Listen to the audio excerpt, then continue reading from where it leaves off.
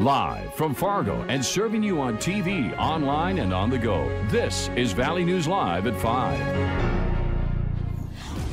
We have some breaking news out of Grand Forks. The police department there says they need the public's help finding a man who failed to register as an offender against children. Officials say 32-year-old Jordan Ray Eno failed to register and also has not had contact with his probation officer as required. There currently is an active Grand Forks County District warrant for his arrest. Eno has been known to either be in the Grand Forks or Fargo areas. Police say if you have any information, please contact them at 701-787-8000. I was going into a panic attack. I was shaking. I was like, why is this guy in my house? I just wanted him to leave. A family in Grand Forks came home from Christmas break to find dirty dishes in their sink, used cigarettes on their floors, and a homeless man sleeping on their couch. The family reached out to our whistleblower hotline to warn others in the area that this man might be coming into their home as well. Valley News Team's Maddie Gelseth spoke to the family and shows us the damage that was done. Caitlin Schreiner, Robert Mills, and their 2 kids live at The Current in Grand Forks. They say they left their apartment spotless when they went to a family member's house over Christmas break. And when they came back, what they saw was not what they were expecting, a homeless man sleeping on the couch. All I kept thinking was, how can one person do that all in a day? They had our entire counters full of open food and just trash everywhere. There was broken plates on the floor. The 2 say the man ate over $200 worth of food and trashed their entire apartment, leaving behind dirty dishes, cigarette butts, messed up bedding, and dirty laundry. All of a sudden, we're up until 5 o'clock in the morning scrubbing all of our counters and all of our floors and our couches and all of our furniture and everything. It's really devastating. Schreiner says the whole thing was very scary because she has no idea how this man got into their home. The apartment complex was locked along with their apartment door. As a parent, you have to protect the kids that are in your house, and when unexpected things like that happen, it's like, where do I go and how do I keep them safe? The family had to pay to replace their apartment door locks, but Schreiner says it's a price tag that should have never been there in the first place. In Grand Forks, Maddie Gelseth, Valley News Live. The Grand Forks Police Department says this is under investigation, and the homeless man could be charged with burglary, which is a felony offense. The homeless man is 6'1", a white male who has a reddish-grayish beard. As we mentioned, this story came to us through our whistleblower hotline. If you have something unusual happening in your community, give us a call, 237-6576, and leave your tip. And then a member of our investigative team will get on the case and go to work to expose the truth. Some tragic news this evening on a Marine from Carlstadt, Minnesota. 20-year-old Riley Kuznia was killed in his barracks in Washington, D.C. Riley's mother, Markel Kuznia, says the Marines came to her doorstep yesterday to tell her the news. Markel says Riley was an all-around good kid who worked hard and loved life. She says Riley always wanted to be a soldier and to serve his country. He enlisted with the Marines in July.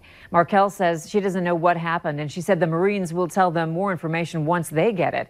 She also said she doesn't even know when she'll get her son's remains. Stick with Valley News Live for more on this developing story. What a change from a couple days ago. We're happy with just being above zero, but then we kept climbing. Hutch, it's been nice out there today. It sure has. It's surprising in the morning when single digits above zero felt nice, but we have a blanket of cloud cover over the valley right now, and it's coming with some warmer air. We're down from our high of 29, 27 in Fargo, 18 in Roseau, 15 in Baudette, and not much showing up on the radar other than the clouds we have moving in. Temperatures will dip into the teens early this evening, but then south winds increase as we go towards morning. Could see some patchy areas of fog, but I don't expect it to be widespread. And for all of our friends tracking those bison, we have our Proceed Road to Frisco forecast. And I got to tell you, things are looking pretty good for much of the road, but as we take a look at the satellite and radar, we do have some clouds and showers around the Texas area tonight. I'll have details on that coming up. Oh, here we go. The computer was taking a nap. But the showers of rain and sleet in parts of North Texas are spreading through. So if you're traveling between the Dakotas and Kansas City, you could run into some wintry conditions there. But once again, as you get closer, Look how far south that cold air pools, 37 in Frisco. Hour-by-hour forecast shows by tomorrow morning some stormy conditions. Rain, freezing rain, sleet and snow from Oklahoma and into North Texas can be anticipated. There are winter storm warnings across portions of central and western Oklahoma as well. Keep that in mind. So you're bringing the Dakota weather with you to cheer on those bison. We'll have updates. It's not expected to be like this the whole time you're down south, but you certainly will have some tricky travel conditions between here and Frisco. All right. Thanks, Hutch. Do you find yourself slowly creeping forward at intersections to look around piled up snowbanks? Well, the city of Fargo says those snowbanks aren't going away anytime soon. Valley News Team's crime and safety reporter Bailey Hurley explains why it's a problem that cannot be fixed, but that the city is doing something to try and help. With snow piled up at least 5 feet tall in some places, driving through intersections in the valley can get a little dicey, making many drivers do the slow creep forward until the coast is finally clear. When you get 10 inches or whatever we ended up with and that kind of wind, we're pretty much going to have to battle those conditions the rest of the winter.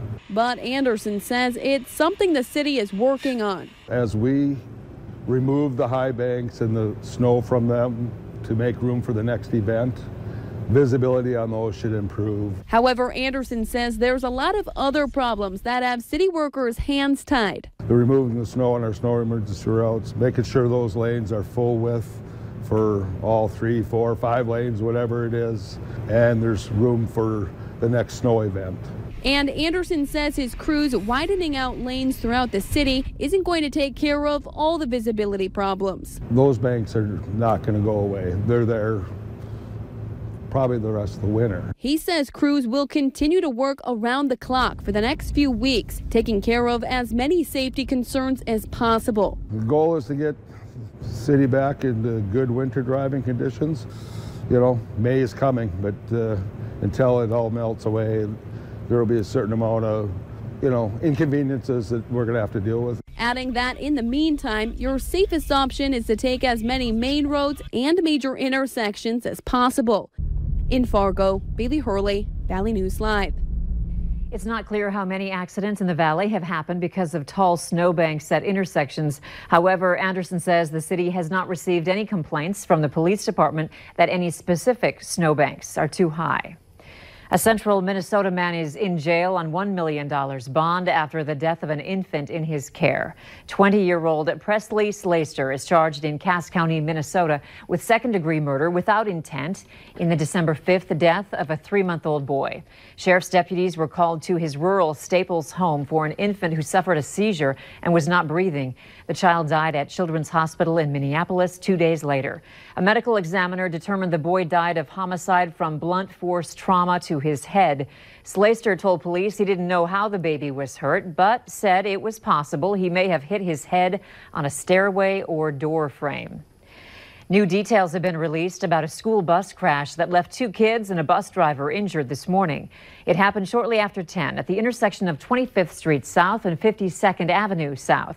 Police say the driver of the pickup was traveling too fast for the conditions, tried to turn from 25th onto 52nd, and crashed into the bus. The bus had a green light. The bus driver was taken to a hospital with injuries that are not life-threatening. 2 of the 3 children on the bus had minor injuries. The pickup driver was given a citation.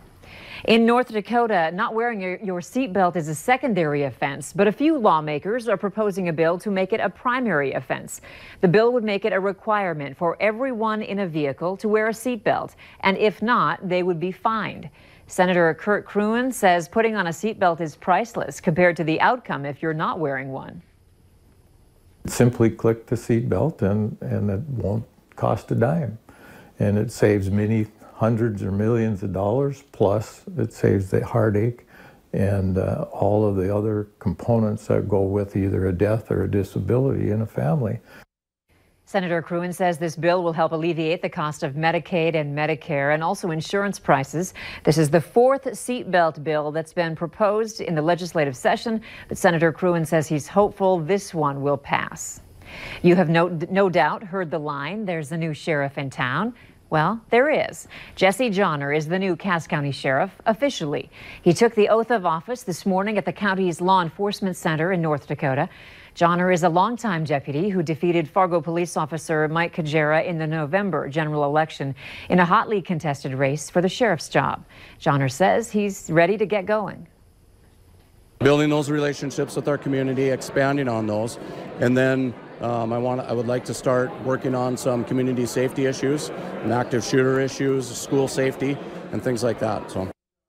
Johnner replaces Paul Laney, who is retiring after serving 12 years as sheriff. And this reminder, we'll have you covered leading up to Frisco and the much-anticipated FCS National Championship game between the Bison and the Eagles. Our crew will begin live coverage tonight with reports every day from Texas, culminating in the Farmers Union Insurance Bison football pregame show Saturday, January 5th, starting at 9:30 in the morning. 90 minutes to get you set for the football game. It's official.